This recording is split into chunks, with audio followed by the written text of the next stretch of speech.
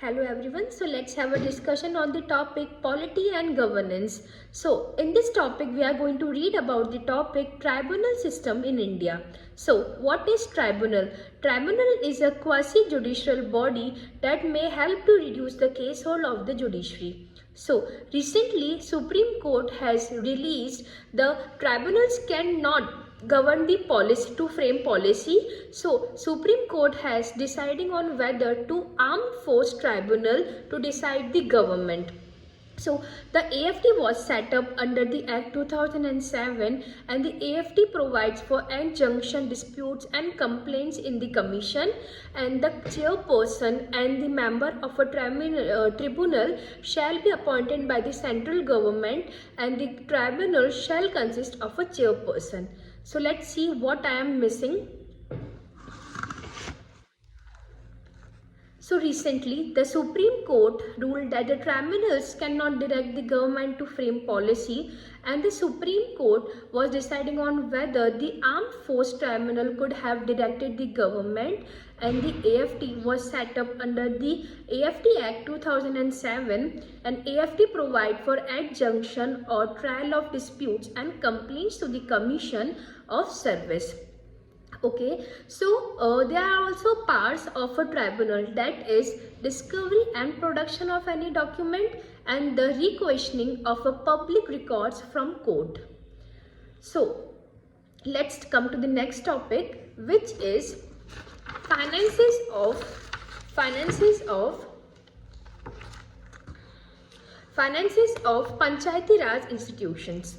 So recently, the RBI released the report of finances of Panchayati Raj institution to discuss the fiscal position of the year 2001 to 2020 and 2023 to 2024.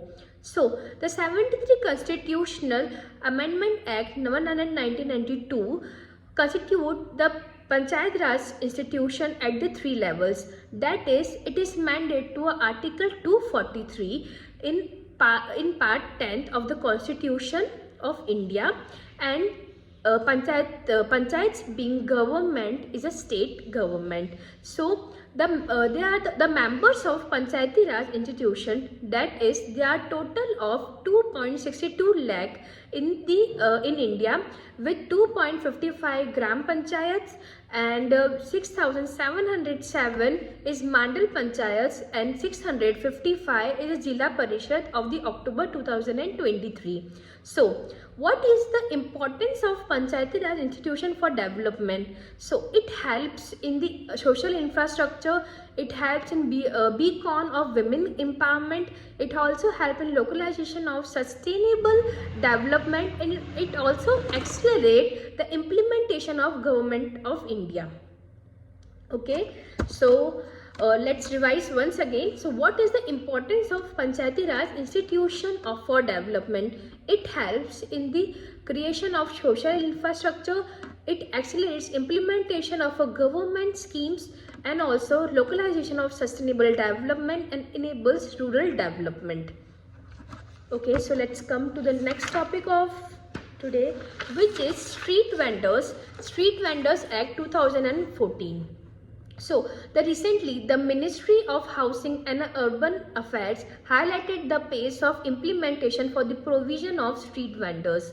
So the street vendors, what are the key features of Street Vendors Act 2014? That are rights of a street vendors, that is, every street vendor shall right to carry on their business of street vending activities as per the terms and condition of the certificate of vending.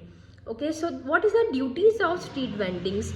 So they are the duties of street vendings, that is to follow every individual, that is removal his goods and wares every day at the end of the time sharing period allowed to them, and maintaining cleanliness and hygiene in vending zones and adjoining areas, and maintaining civic amenities charges for the civic amenities and facilities, and also payment of maintenance charges. And there is also a word known as Town Vending Committee, which is known as TVACS. They are to establish in each local authority. These committees are in charge of enumerating identifying and allocating vending zones in India. Okay, so let's start our next topic, which is revamped scheme for the administrative reforms. So the government has approved funds for the revamped scheme for the administrative reforms of the Department of Administrative Reforms and Public Grievances, which is known as DARPG. So about the reform scheme for the administrative reforms, that is Ministry of Personnel, Public Grievances and Pensions.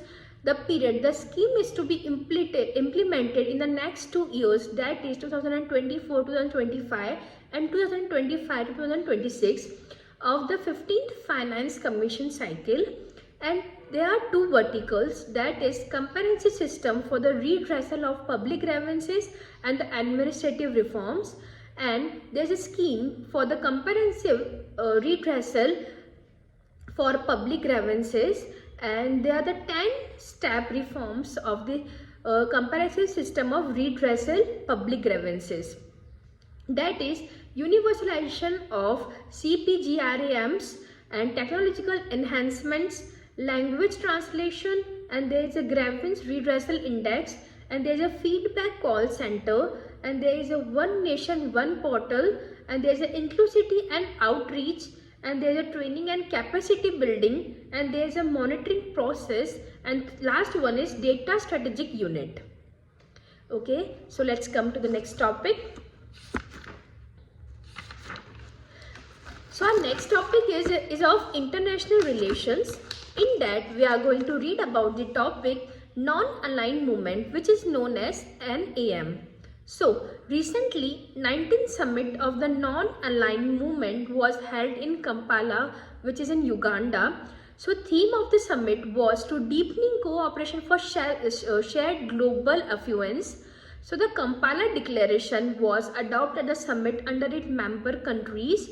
So the commit to strengthen the UN as the primary multilateral organization, and it agreed to make joint efforts to realize the 2030 Agenda for Sustainable Development and the Adaba Action Agenda, which is known as AAAA.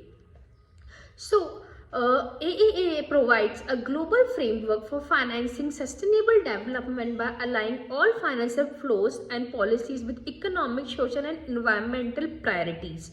So what are the key principles of the NAM? That are respect for UN Charter and international law, also equality and territorial integrity of all states, also the peaceful resolution of international conflicts per UN Center, and respect for the self-defense right under the UN Charter, and also the last one is non-interference in internal affairs of states. Thank you.